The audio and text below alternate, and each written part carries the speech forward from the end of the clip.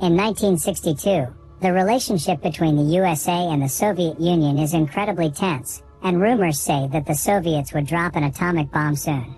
Panic takes over American citizens, and building bomb shelters in their backyards becomes a common occurrence. Dr. Calvin works extra hard on his bunker, filling it up with enough supplies to last for many years. One day, Calvin and his pregnant wife Helen throw a party at their house. Things are going well until they see on TV a broadcast from President Kennedy, who announces that they are planning a secret mission against the Soviet Union. There aren't any details, but Calvin still panics and thinks a war is about to start, so he kicks out all the guests and drags his wife into the bunker. Seconds later, an aircraft flies over the city only to suddenly detect a mechanical failure. There is nothing the pilot can do, and it crashes right into Calvin's house, absolutely destroying it. In the bunker, Calvin hears the noise and feels all the shaking, so he assumes the war has started and quickly seals the door. He explains to Helen that he can't open it manually. The door will open on its own after 35 years, which is the time for nuclear particles to normalize in the atmosphere. Soon the authorities arrive to check the debris left by the accident, and since they can't find any proof of life, they assume Calvin and Helen have died in the crash. Days start to pass and Calvin feels at home, but Helen hates it down there. One day her water finally breaks, and with the help of her husband, she gives birth to a cute baby boy. Soon days become years, and their son Adam becomes a bright young child. Calvin teaches him everything he knows and hopes that one day Adam will rebuild the country to bring back its old glory. On top of all the basic school subjects, Calvin also teaches Adam how to box, to speak French and Latin, and how to handle the stock market. Helen teaches him to do chores around their home and even how to dance. Calvin also gifts Adam his collection of baseball cards and tries to explain sports to him, but Adam has some trouble imagining so many people. Both parents teach them very good manners but never curse around their son, who is growing up to be very naive and sheltered. The family easily finds a routine to suit their daily life that allows them to go pretend shopping in the mini-mart, fake fishing in a tank, take care of plants, and build an extra room for Adam.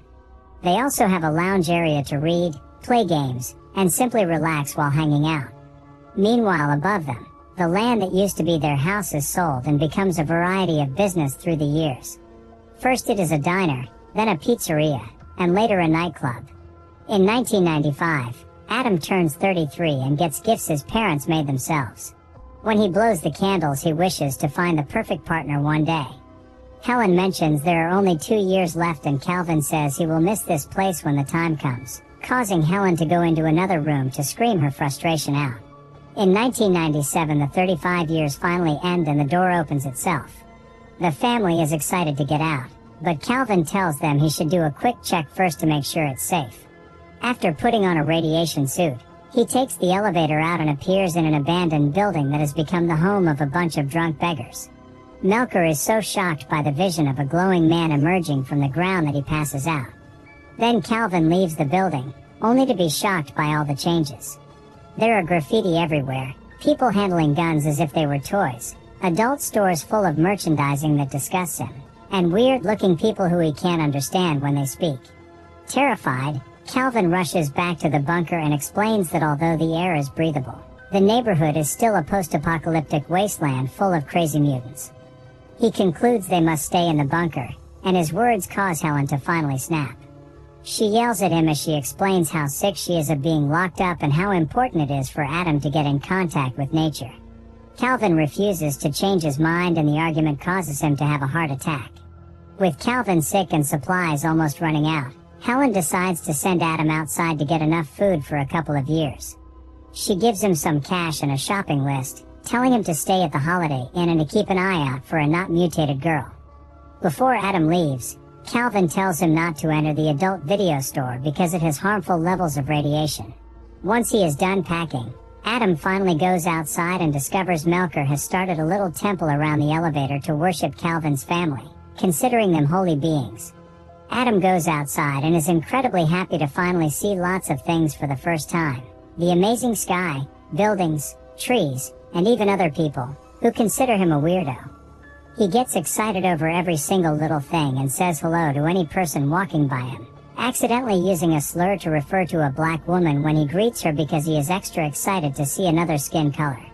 When he passes by the adult video store, he covers his nose and warns others to do the same. Afterward, he gets on the bus and gets really scared to feel the machine moving.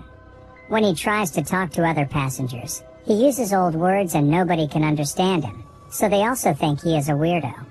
Eventually, Adam makes it to the grocery store and starts picking up all the items from the list.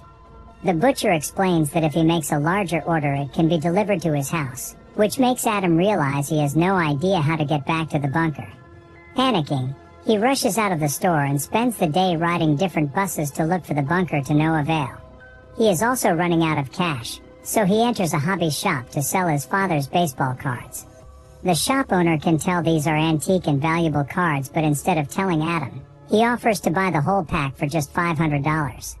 Before Adam can accept, the shop's assistant Eve interrupts them and tells Adam he is being scammed because each of those cards costs between $4,000 and $6,000. Eve insults her boss and quits on the spot, causing Adam to become very impressed by her and start developing a crush. Once they leave the store, Adam asks Eve to take him to the Holiday Inn. At first, Eve refuses and tries to run away from him, but she quickly changes her mind when Adam promises to pay her with 2 baseball cards. During the ride, Adam chooses all the old songs on the radio, which Eve finds pretty weird. As soon as Eve drops Adam at the hotel, she leaves without a word. Adam goes to his room, and when he looks through the window, he is shocked by the view he has from the 18th floor. Then he enjoys watching television in color. He also makes sure to wake up extra early to watch the sunrise. The next morning, Eve visits Adam at the hotel to give him back the cards because she feels guilty over getting paid so much for such a simple task. Then she tries to leave, but Adam stops her with an offer. He will pay her to become his assistant and she can help him gather all the things for the bunker. Eve agrees and they go shopping together for enough supplies to last 2 more years, hiring several trucks in the process. Adam also shocks her by revealing he wants to find a wife. After they're done shopping, Eve takes Adam to her house and he meets her roommate Troy, who starts asking Adam tons of questions when he notices how surprised he is by all the technology. Adam lies, saying he is from Alaska and that he is here for a business trip. Meanwhile, Helen is too curious and gets on the elevator, but as soon as she comes out, she sees Melker and his friends being creepy and immediately goes back. The next day, Troy decides Adam needs a fashion makeover, so he gives him a whole new wardrobe that makes him look even more handsome. The next few days, Eve and Troy take Adam on many new experiences, like dancing to modern music, skateboarding, and seeing the ocean. Adam gets so excited that he jumps right into the water without a care. He also gets to watch a baseball game and finally understands why his father likes it so much. One afternoon it starts raining and Adam stands under it in pure awe. When Eve comes to check on him, Adam hugs her to share his joy, saying his father would call this a miracle. In the evening, Eve and Troy take Adam to an old school swing club to find him a wife and they tell him just to be himself. Women in the club immediately get attracted to Adam's sweet personality, respectful manners, and handsome looks. Eve's rival quickly gets his attention and they start getting along, which makes Eve jealous. She drags Adam to the side and tells him that she needs a sweet woman in his life, not a skank. Afterward, Adam asks another girl to dance and they take over the dance floor, impressing everyone with his amazing dancing skills. Eve tries to ignore her jealousy and chats with her ex-boyfriend, who makes fun of Adam and taunts him into a fight. However, Adam uses his boxing lessons to quickly scare the guy away. Irritated by all the drama, Eve leaves the club and goes home alone. When Troy arrives, he informs her that Adam left the club with her rival, causing Eve to realize she loves Adam and rush out to find him. She gets in the car, but before she can take off, she is startled by someone knocking on the window and falls on the ground. It's Adam, who takes her inside and takes care of her scratch while explaining he had to reject the other girls because he couldn't stop thinking about Eve. Adam confesses his feelings for Eve and they finally kiss. Now that they are together, Adam decides to finally tell Eve the truth about his family and his home, adding the fact he wants to marry Eve so she can live with him in the bunker. However, Eve thinks he is actually a crazy man who has been good at hiding it and immediately kicks him out. The next day, Troy takes Adam around town while teaching him how to drive. Suddenly, Adam sees the adult video store from before and follows the road to finally find the building above his bunker, where Melker has started a whole religion around the elevator. Excited, he rushes back to Eve to give her the news, only to find two psychiatrists waiting for him. At first Adam pretends to cooperate, but as soon as he sees an opening, he runs away.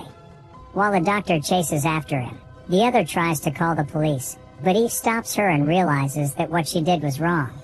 At that moment Adam runs near her and gives her his hotel key so she can pay the bill with the cards. Then he escapes in the truck he's rented, accidentally hitting the doctor's car in the process. Later Eve and Troy make it to Adam's hotel room and find a bunch of items that were made in the 60s, not to mention Calvin's stock certificates that are now worth millions of dollars. These things make them realize Adam told them the truth.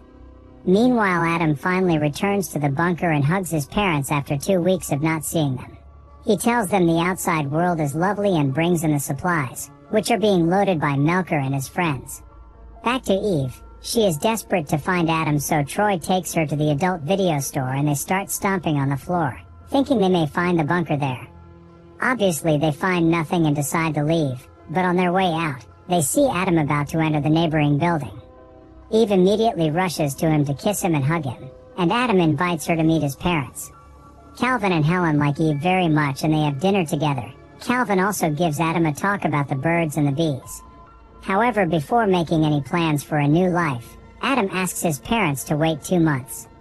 During the following weeks, Adam and Eve sell Calvin's stocks and build a new home in the country that looks identical to Adam's previous house.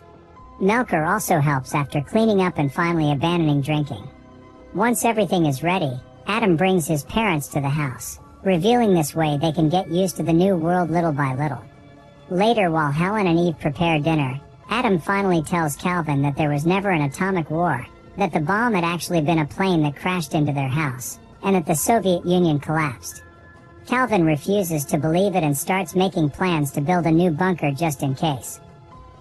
Make sure to subscribe and turn on notifications so you can watch more videos like this. Thanks for watching.